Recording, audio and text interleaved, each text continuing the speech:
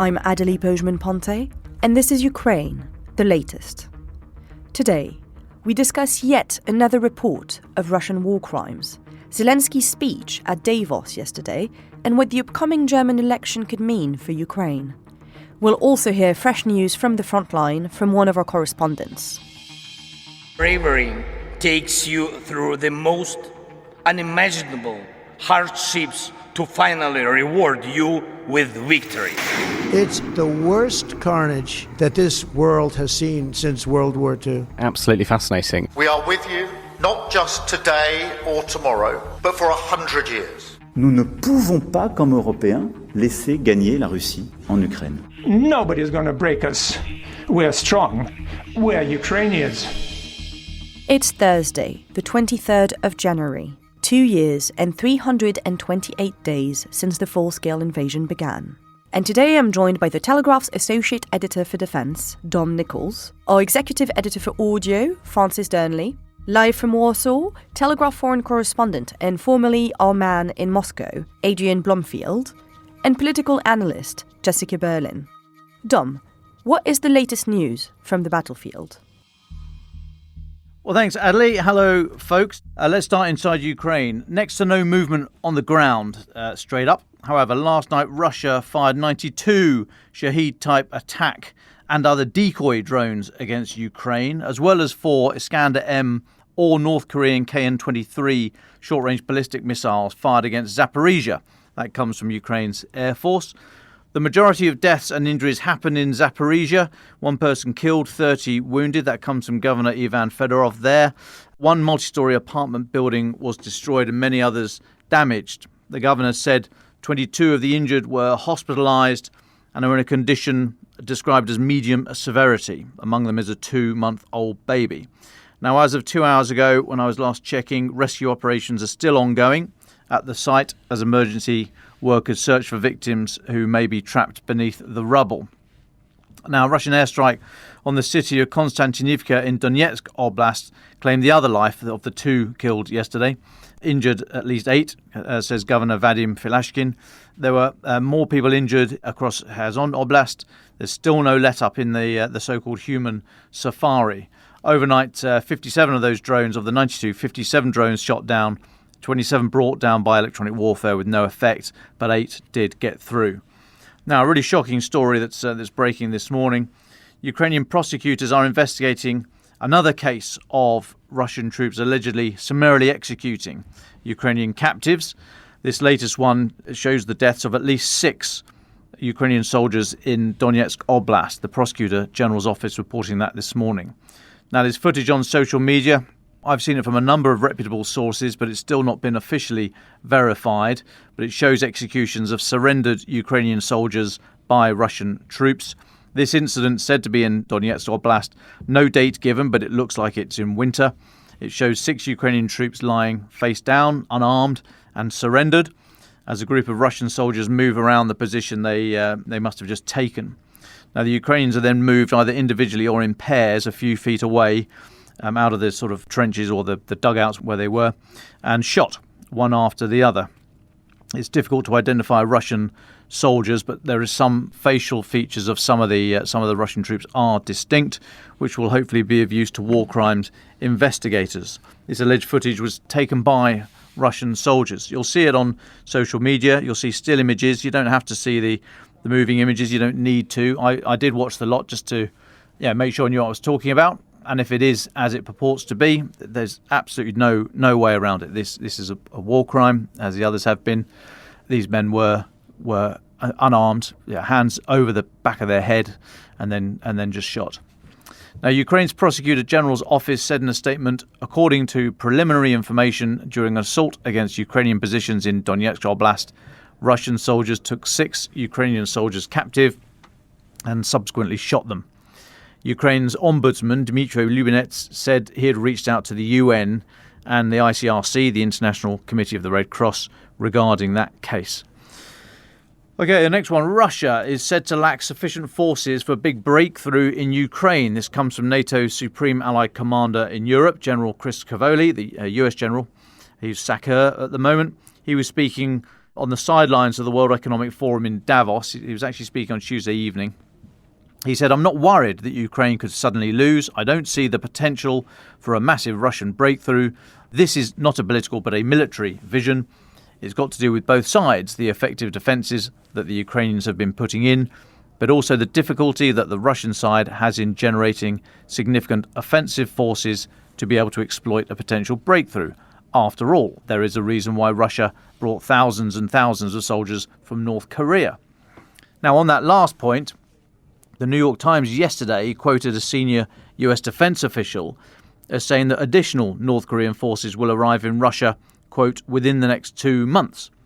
That backs up a statement from the South Korean Joint Chiefs of Staff that was released on December the 23rd, that North Korea may be preparing to deploy an unspecified number of additional forces to Ukraine and military equipment to Russia, either as a rotation or additional deployment of forces. And now, Western officials, last time I was involved in a brief with them, they reckon North Korea have lost about a third, killed or wounded, of the 11,000 or so troops that North Korea initially sent to fight in Russia. The US-based think tank Institute for the Study of War recently assessed that the entirety of the North Korean contingent in Russia will be killed or wounded by about mid-April this year at the current casualty rate.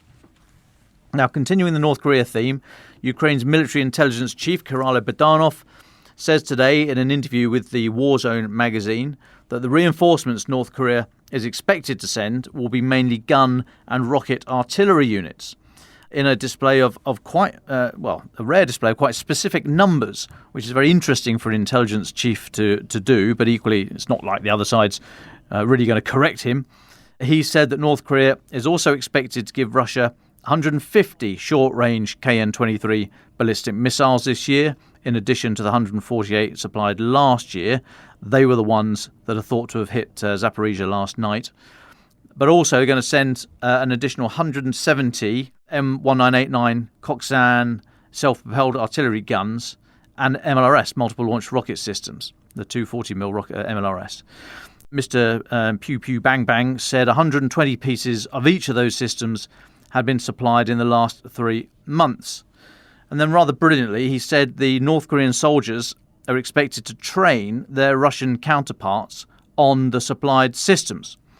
Nothing says your lightning 3-day strike on Ukraine is going well like having North Korean troops train your soldiers on their kit 3 years into your surprise attack. And I'll take a pause there, Adélie. Thank you, Dom. Francis? Well, thank you very much, Adélie. I'm still catching my breath, rather, from a visit to Chatham House this morning to hear the former president of Finland, Sauli Niinistö, speak about the future of European security. Just to remind you, he was president from 2012 to 2024 and was therefore a critical player in getting Finland and, of course, later Sweden into NATO. In March last year, he drafted that report we discussed at the time for the European Union on improving the crisis resistance of European societies at the request of Ursula von der Leyen. He stressed this morning that, and I quote, "War in the future is something else, the weaponization of everything. It's hybrid, it's AI." Then later he said, "I was in the room with Trump, Putin and Xi. I thought to myself, how is it that the fate of 8 billion of us are in the hands of just 3 men? My conclusion from that was, Europe must be strong." But as we all know all too well, it's not really, not least to the degree that it needs to be in order to be a key broker in any upcoming talks, if they happen. And on that, he lamented that where once the West had agreed not to talk to Putin, Germany's Olaf Scholz had broken that so-called embargo, and now, of course, Trump has too, saying that, in his view, because of all this, Europe should be in any future discussions. Not just the United States, Putin, and, of course, Zelensky as well. But, of course, you can't sit at the top table without any cutlery. And this question of what Europe has and if it's able to form its own defence posture remains the issue of the day. And one really got the sense in the room of that. Connected to that, of course, is the news from the World Economic Forum at Davos, where President Zelensky said yesterday that at least 200,000 European soldiers would be required to serve as peacekeepers on Ukraine's eastern front for a peace deal to be enforced. It's a minimum. It's a minimum. Otherwise, it's nothing, Zelensky said. Europe must establish itself as a strong global player. But as the Financial Times points out, that figure fundamentally is unrealistic. That is far more than the number of troops that took part in the D-Day landings of the Second World War. So it may just be Zelensky trying to spook Europe as to what its failures up until now mean, which is why it's urgent it expands the size of its armies. In private, says the FT, Ukrainian officials believe that between 40 and 50,000 foreign troops operating as a security force across the 1,000-kilometre front line could be feasible, coming from people involved in the discussions between Kyiv and its Western partners. But again, we return to that point, which is that if you have talks, if you have negotiations, would Putin accept that? Many people seem to assume that he would, but I think that it's unlikely. Now, Zelensky also said at Davos that everything depends on the United States. If Trump is ready to see Ukraine in NATO, we will be in NATO. Everyone will be in favour. If Trump is not ready to see us in NATO, we will not be in NATO. He then named 4 countries, Germany, Hungary, Slovakia and the US, that currently do not want Ukraine to join the military alliance. I think he's right, by the way, that if the US was in favour, the rest would fall into line. But knowing what we know about the Trump administration, it seems extremely unlikely that they would be in favour of NATO membership, and therefore that more likely what's going on here is Zelensky is trying to say NATO, so that, in a sense, you ask more than what you know you're going to get, but what you do get at the end of the deal is better than you would have got if you'd initially just asked for that.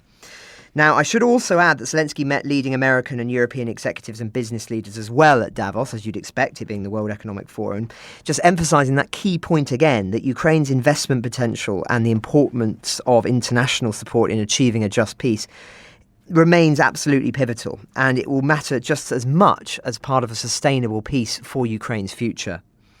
But just turning to Trump explicitly now, I argued on Tuesday that there were early suggestions that his team and the man himself were preparing to be more robust than expected. And the key was whether Trump could be made aware of Moscow's economic fragility.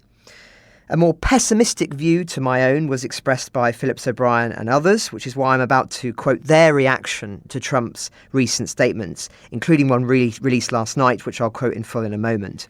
Phillips said, "Credit where credit is due. Whoever has Trump's ear at the moment over Russia has been able to make the case that Russia is much weaker than it likes to pretend.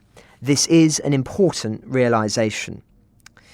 Now, Trump, when asked again about more sanctions on Russia if Putin rejects negotiations, responded, "It looks like it." He then posted the following on social media. "I'm not looking to hurt Russia. I love the Russian people and always had a very good relationship with President Putin. And this despite the radical left's Russia, Russia, Russia hoax. We must never forget that Russia helped us win the Second World War, losing almost 60 million lives in the process."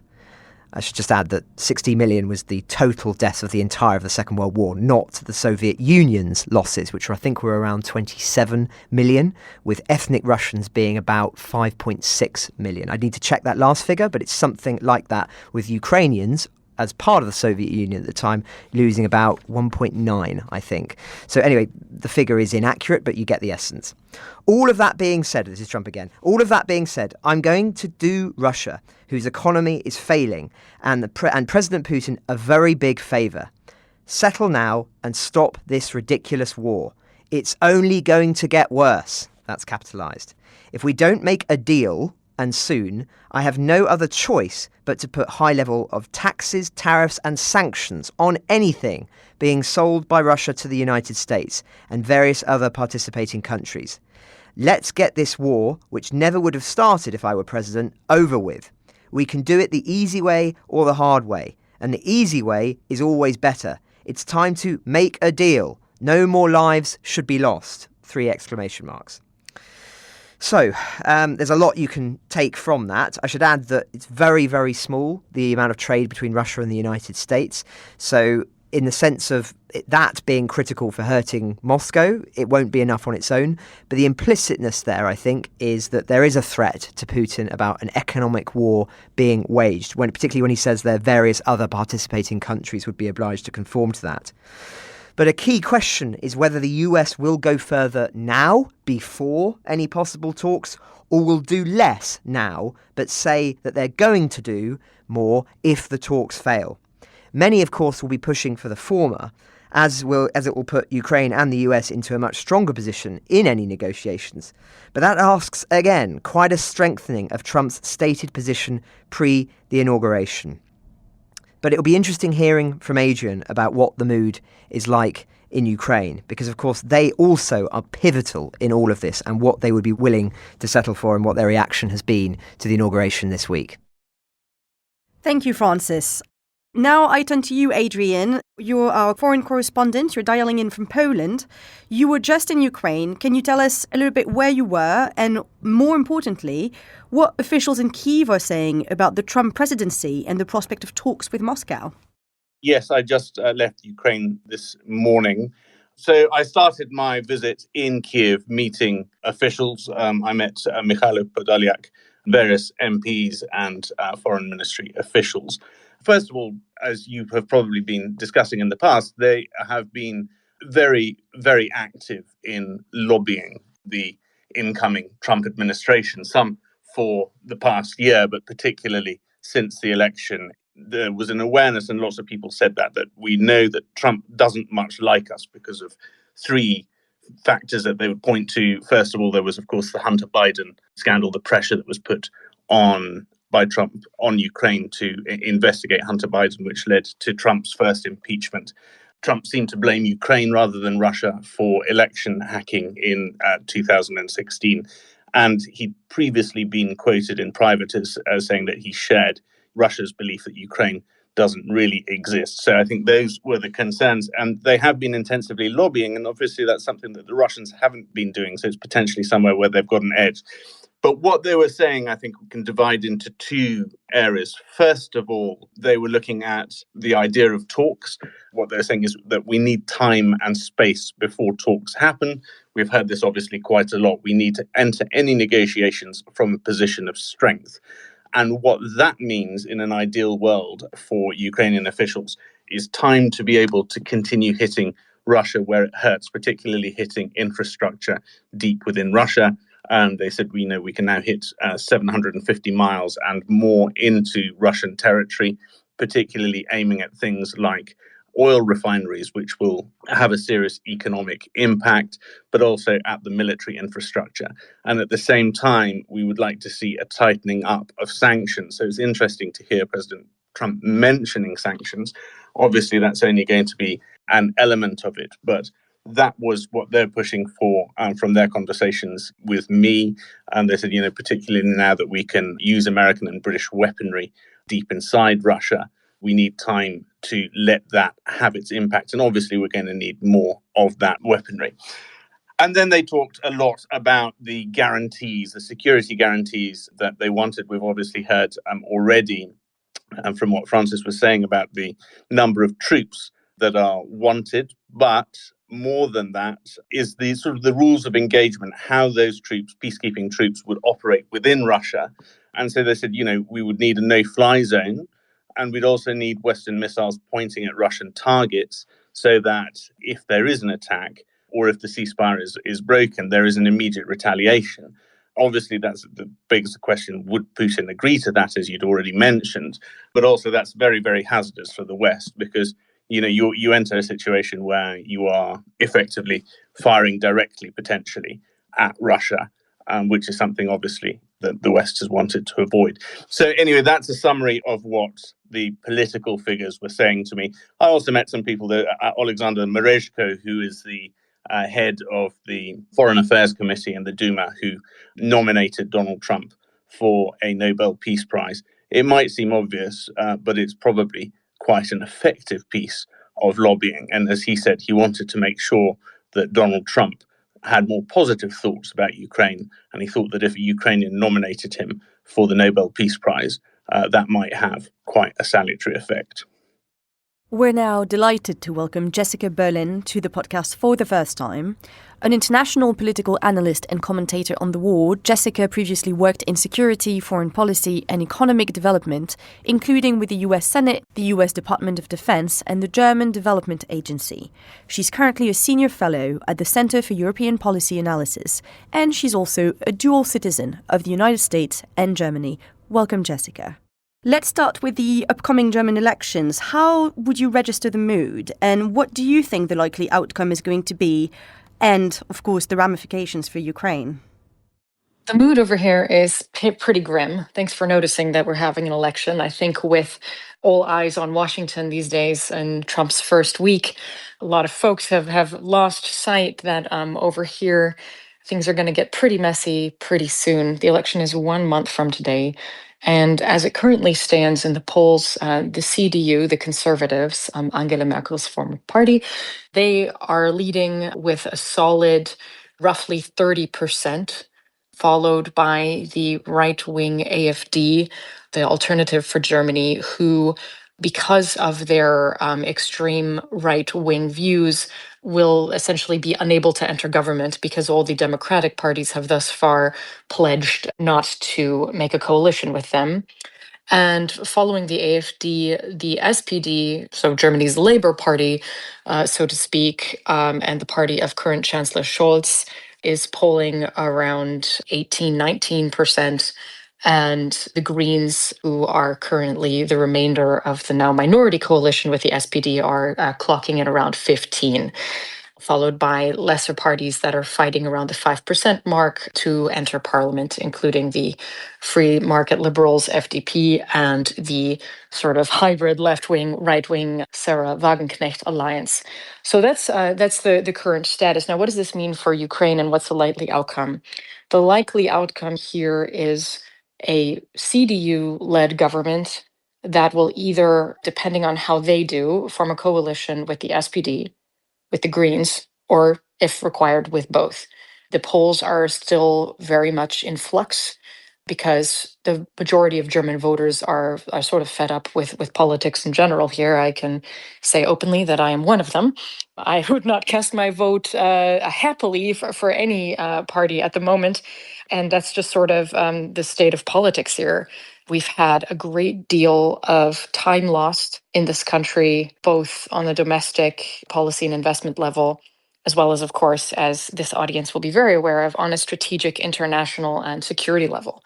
And so this sort of general fed-upness with German politics is, of course, very much leading the drive of voters supporting the AfD. That is dangerous for German democracy on a number of levels. And at the end of the day, it'll come down to a few points within the margin of error that will determine whether the SPD or the Greens can have enough to form a coalition with the CDU, or if the Democratic parties do very poorly and the AfD pick up even more votes in the coming month. It's possible also that a three-way so-called black, red, green CDU, SPD, Green coalition would be required. Now, all of this, it's not great news for Germany in the long term. For Ukraine, what could be a positive outcome would be a so-called black-green coalition of the CDU and the Greens. The CDU have been much more supportive of Ukraine and hawkish toward Russia than the SPD and personally Chancellor Scholz. They've, of course, been in opposition the past 4 years, and it's much easier to criticize when you're in opposition than to walk the talk. But their support for Ukraine would likely be heavily clipped if they are forced into a coalition with the SPD, who, of course, have been blocking aid for Ukraine left, right, and center the past few years. A green CDU alliance would be better for Ukraine. Also, however, hampered by the fact that there is a wing of the CDU they're loudly, vehemently anti-green for reasons of domestic policy and so-called anti-woke attitudes amongst the conservative bloc. So it's all quite fraught at the moment and unclear what the outcome will be. Thank you. And just to follow up on that, in case of a CDU and Green coalition with a more hawkish approach towards Ukraine, what would that support look like, do you think? We would see an increase in aid to Ukraine. I think, even right now, actually, there's a 3 billion euro military aid package on the table that was put together by the Green Foreign Minister Annalena Baerbock and the SPD Defense Minister Boris Pistorius, and Scholz is unilaterally blocking it. There would be a majority in the Bundestag for this package, but Scholz has basically blocked it by saying he won't allow the package to pass unless new debt is taken on to pay for it, which goes against the CDU's anti-debt principles. So just things like this, these kinds of games and delays would be probably a thing of the past if the SPD are taken out of government. However, I don't see suddenly a huge, massive shift because, as always, the German government is going to have their eyes on Washington. And if we had a black-green coalition, we would see reassuring signals from Berlin, an increase in aid, packages like this getting passed. But there is always a level of kowtowing to Washington on security and defense matters. And I think, however, there would be an opportunity, a transition in the German government, there would be a real opportunity for other European allies to both put the pressure on Berlin, but also offer some reassurances and incentives and say, hey, we can do this together. We need to step up. We need to make this attractive to President Trump to show that we're willing to take responsibility, and to have Germany taking on a role of co-financing and contributing weapons, for example. But if there would be a coalition needed of European troops guarding parts of the Ukrainian border, to reassure the Germans that Germany need not send. These are kinds of things that down the road could be determined. However, I wouldn't want to get too far in this kind of speculation because the election still hasn't been had, and a lot can happen in a month. So, the other likely alternative, a grand coalition, a return to the grand coalition of CDU and SPD, that would be not only much more difficult for Ukraine, but also for German democracy, because this would effectively be a return to the grand coalition that is responsible or was responsible for a lot of the stasis in German politics and the domestic political and economic front. So this would be a boon to the AfD because they would be able to say, hey, we just got out of 16 years of Merkel and grand coalition. And then we had this traffic light coalition, and that was rubbish and fell apart. And now we're back to the drawing board, back to the old grand coalition that got us in this mess in the first place. Screw politics as usual, vote AfD. And that message would be very compelling if we ended up with a return to the grand coalition that nobody really wants to see. Let's shift our gaze across the Atlantic and towards Washington then. Much of the discussion since the inauguration has been on whether Trump will do more for Ukraine or less for Ukraine. What is your instinct, Jessica? My instinct here is that unpredictability creates opportunity. The Biden administration was extremely predictable, and this was damaging for Ukraine and helpful for Putin. Now, President Trump has shown himself in the first administration as being highly erratic, impulsive, and unpredictable in foreign policy. That was not always a bad thing. It was frequently a bad thing and even a dangerous thing. However, it also does create opportunities when you're dealing with malign actors, because all of a sudden, we, the so-called good guys who ostensibly play by the rules, are suddenly no longer doing so.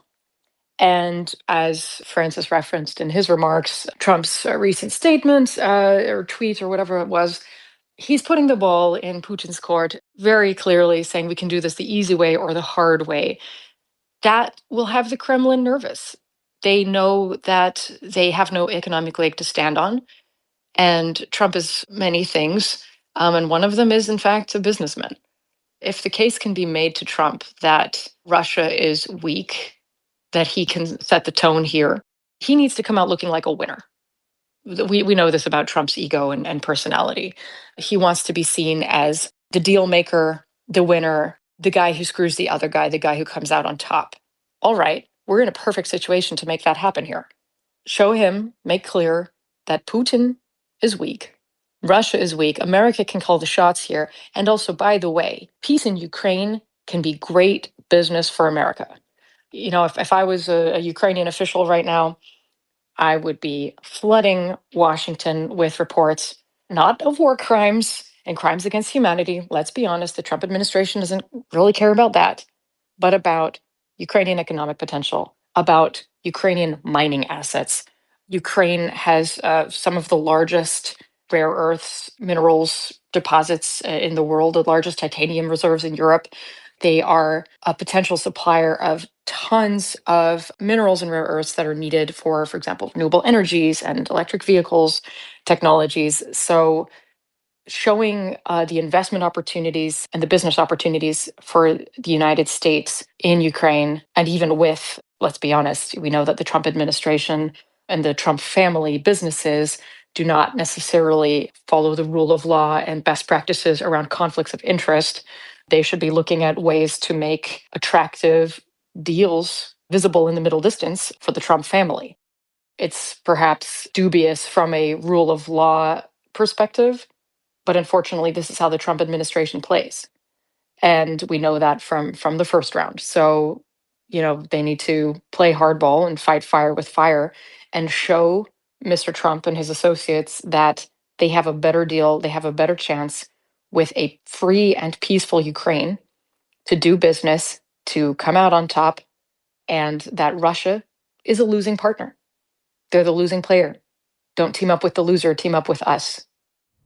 A very pragmatic approach then. When the full-scale invasion happened, you were one of the most vocal and viral voices in rallying people to support Ukraine on social media and especially on Twitter. Do you think that the momentum in the information space, which was firmly with Ukraine, has now changed? Yes, as it would in any conflict that's been dragging on now for almost 3 years. I've worked in a number of conflict and post-conflict regions, and disaster fatigue is certainly not a new phenomenon. All right. People's attention spans and even their hearts can only take so much daily inundation of suffering and trauma and bad news before they kind of turn off and drift away. It was inevitable that the attention span would shift away from Ukraine, because that happens in every disaster. And as I've said to many Ukrainian colleagues and friends over the past few years when they've been frustrated by this, just ask yourselves, to any Ukrainians on the line here, when was the last time you obsessively followed the news coming out of Sudan or DRC or Myanmar? You know that horrible things are happening and people are suffering and dying, and have been doing so for quite some time. But people just don't have the intellectual and emotional bandwidth to keep track and to keep following. So this is a normal thing, and this is why, of course, we need to, as Europeans in this case, I'll have my German hat on, whose security is bound to Ukraine's security. We need to always be helping shape the debate and keeping it fresh and relevant for voters and for our policymakers. In the current context, this means being brutally pragmatic, trying to find low-hanging fruit, win-win reasons to help Ukraine and to help break Russia as quickly as possible. Because as we know, and as I'm sure your audience knows from the frequent military updates you guys give, neither side can keep this up indefinitely, but Ukraine certainly not as long as Russia, because they value the life of their soldiers. And Russia simply does not, and is willing to throw away many more just to win the waiting game. So now is a decisive time where, with increased American support and European resolve, this is the year we could end it. 2022 was already a year we could have ended it, but we failed to do so. We've come back round, and this needs to be the year. Let's go then to our final thoughts. Dom, where would you like to leave us today? Thanks, Adélie. So the Russian spy ship Yantar was in British waters again this week. British Defence Secretary John Healey made a statement to the House of Commons a couple of days ago, said he'd changed the rules of engagement to allow Royal Navy surface vessels and subs to get much closer than normal. It was said that on the Yantar's last visit in November last year, HMS Astute, one of our nuclear-powered attack submarines, so nuclear-powered, not nuclear-armed, had surfaced close to the Russian ship to make it very clear to them that they were under surveillance, and we knew what they were up to. Now, I was very surprised, as like all subs, hunter-killers are, they want to be just black holes in the water, completely undetectable. So by revealing her position, it would allow Russian technicians and what have you to review telemetry and other data going back over the previous hours, looking for any kind of anomalies that they might otherwise have dismissed, but that they might now interpret as the signature of a British attack submarine. So obviously the MOD thought that the risk of revealing HMS Astute's position, the risk was worth it to make the point. They might also have thought that the risk was worth it to get up close and personal with the Yantar. If water conditions allow, you can use your periscope under water to have a look at ships' hulls and what have you if you get that close. And the Royal Navy historically did throughout the Cold War, and it's good to see that they're doing it again. Anyway, I was once told that we shouldn't think of Astute-class subs as little boats wobbling around under the water looking for other boats. We should see them as little bubbles of GCHQ. And to that end, I bet they were very happy to have a good look at the Yantar. But I have a question for the sea shanty-loving element of our listeners, those that know more about this stuff than I do. Do you think it was worth the risk? Was the reward worth the risk of putting HMS Astute that close to the hull of the Yantar? What do you think? Be interested in your opinion. Thanks, Adélie. Thank you, Dom. Careful about mentioning sea shanty. You might have to sing a little song yourself on the live next time. Francis, what about your final thoughts? Well, thanks very much, Adélie. Kyiv's attempt to root out corruption continues, and whenever there are stories like this, I think it is important to draw attention to them. So Kyiv has detained its army's chief psychiatrist for alleged illegal enrichment charges related to earnings of more than $1 million accrued since the start of the invasion. In a statement, the Security Service of Ukraine said the man sat on a commission deciding whether individuals were fit for military service.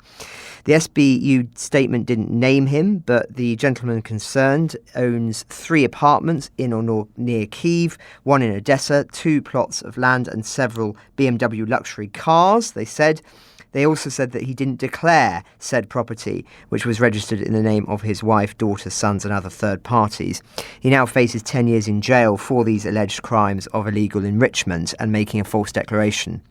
Now, obviously, this is a terrible look for the Ukrainian armed forces, and it's kind of incidents which really upset and affect morale on the front lines. But the other side of the coin is, of course, that it would appear, if this case is true, that incidents like this are still being made public, despite the challenging circumstances of the moment. Surely that is better than it going on and continuing behind closed doors. Though, of course, it will still, nonetheless, lead to some using this as a means of attacking Ukraine on charges of corruption, something we've discussed many times in the past 3 years. And that is a charge that is often made by the Republican right in the United States. So something to be sensitive to, but nonetheless an important story, I think. Can I just chime in on that issue? Yes, of course. That is absolutely right. This is something that the Republicans and those who are otherwise opposed to increasing Ukrainian aid will always hold up as an example. And quite frankly, I think now is exactly the time to start talking about this more. Ukrainian corruption is real, just like German corruption and American corruption. But in the case of Ukraine, they are fighting for their survival. And so corruption cases like this are a form of treason. It also is incredibly damaging for morale, for the men and women on the front lines, risking and giving their lives when they know that folks behind them are paying money to get out of service and profiting off of their suffering and their sacrifice. Of course, this is hugely disastrous to morale. It's a form of treason, in my opinion. The Trump administration actually has an opportunity to also reset the conversation around Ukrainian corruption within Ukraine. If I was in Trump's team right now, I would be telling both the military and the civilian side of Ukraine, like, look, no more messing about. Zero tolerance policy. We are busting our asses here to help you win this war. No more games like this. Zero tolerance. Put these guys in jail. Show that you're serious. Because, by the way, refusals on the EU side, for example, to offer membership are often tied to the cases of Ukrainian corruption, both those that get publicized and those that don't. And it's time for allies of Ukraine to start having a tougher conversation with Kyiv about this, because it's weakening their fight, and it's also weakening our ability, allies of Ukraine's ability, to make the case for more support. So for a long time, I know there's been hesitation to talk about it openly out of fear that this would support Russian propaganda narratives. And that's true when it's overdone. But I think we also need to stop kind of pussyfooting around the issue now. It's been 3 years in. Cases like this quite simply shouldn't be tolerated. And anybody in the Ukrainian government or military who's making a buck on the side needs to know that those days are over. And if Ukraine wants to join the EU and NATO and have the voting publics of the EU and the United States behind them, we need to have hardball, not just against Russian corruption and madness, but also Russian influence and Russia-backed corruption that's happening in Ukraine. Jessica, do you think Ukraine is doing enough to fight corruption? It's been high up on Zelensky's platform, and the anti-corruption agency in Kyiv is getting a lot of press around what it's doing, but also on some of its failings, especially around the frontline. Do you think they're doing enough? They're doing a lot, but not enough. So corruption where it happens at the highest levels is still not getting tackled the way it needs to in a time of war. Bearing in mind German corruption and American corruption, I'll say, speaking as a German and American, also have cost Ukrainian lives. And are also incredibly costly. And like anywhere in the sort of white collar circles, the more higher up the org chart you go, the less likely it is that the corrupt party involved is going to have to face the music. Right. And so that's the case in Ukraine, just like anywhere else in Europe or North America. And because you have in Ukraine more of this, shall we say, mid-level sort of blue collar corruption, that's easier to go after and make an example out of. And also because that happens much less in our countries, those cases get held up and get the headlines. But the fish often rots from the top. And I think they need to go, let's say, a level or two higher in the org chart to really make an example of this and set a new tone. And I think that's where the sort of bombastic, but at times effective, threatening comms style of the Trump administration can be helpful. When the Biden administration would make some vague statements and platitudes about the need to foster more transparency and advance the principles of the rule of law, everyone falls asleep and no one takes it seriously. And the Trump administration saying zero tolerance policy or else we pull the plug, that might have a different effect. Thank you, Jessica. Adrian, I turn to you. Do you have any final thoughts for us about maybe your trip to Ukraine recently?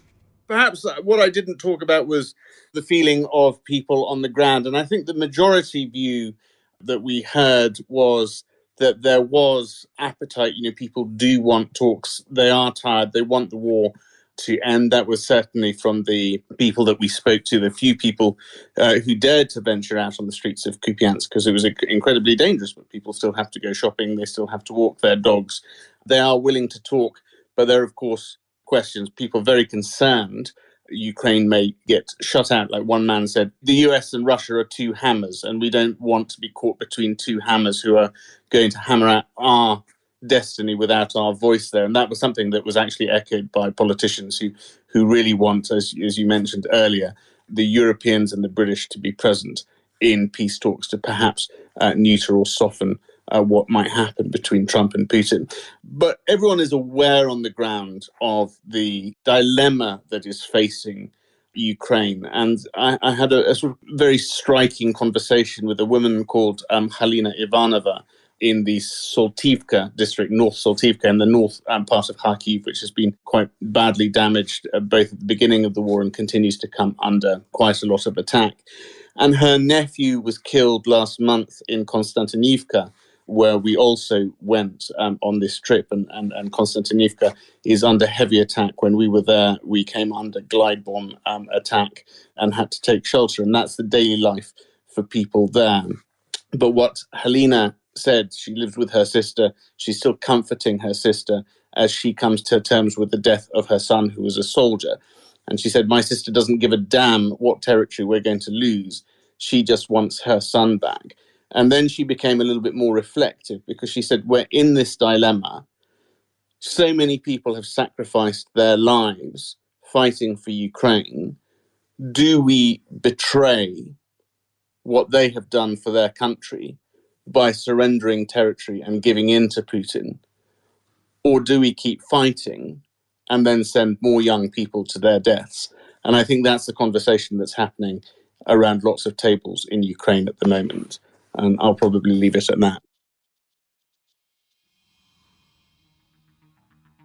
Ukraine the Latest is an original podcast from The Telegraph, created by David Nicholls. To support our work and stay on top of all of our Ukraine news, analysis and dispatches from the ground, please subscribe to The Telegraph. You can get your first 3 months for just £1 at telegraph.co.uk/Ukraine the Latest. Or sign up to Dispatches, or Foreign Affairs newsletter, bringing stories from award-winning foreign correspondents straight to your inbox. We also have a Ukraine live blog on our website, where you can follow updates as they come throughout the day, including insights from regular contributors to this podcast. We also do the same for other breaking international stories. You can listen to this conversation live at 1 p.m. London time each weekday on X Spaces. Follow The Telegraph on X, formerly known as Twitter, so that you don't miss it. To our listeners on YouTube, please note that due to issues beyond our control, there is sometimes a delay between broadcast and upload. So if you want to hear Ukraine, the latest, as soon as it is released, do refer to the podcast apps. If you appreciated this podcast, please consider following Ukraine the Latest on your preferred podcast app and leave us a review. It really helps others find the show. Please also share it with those who may not be aware we exist. You can also get in touch directly with us to ask questions or give comments by emailing ukrainepod@telegraph.co.uk. We do continue to read every message. You can also contact us directly on X. You can find our handles in the description for this episode. As ever, we're especially interested to hear where you're listening from around the world. Ukraine the Latest was today produced by Phil Atkins. Executive producers are Louisa Wells and David Nicholls.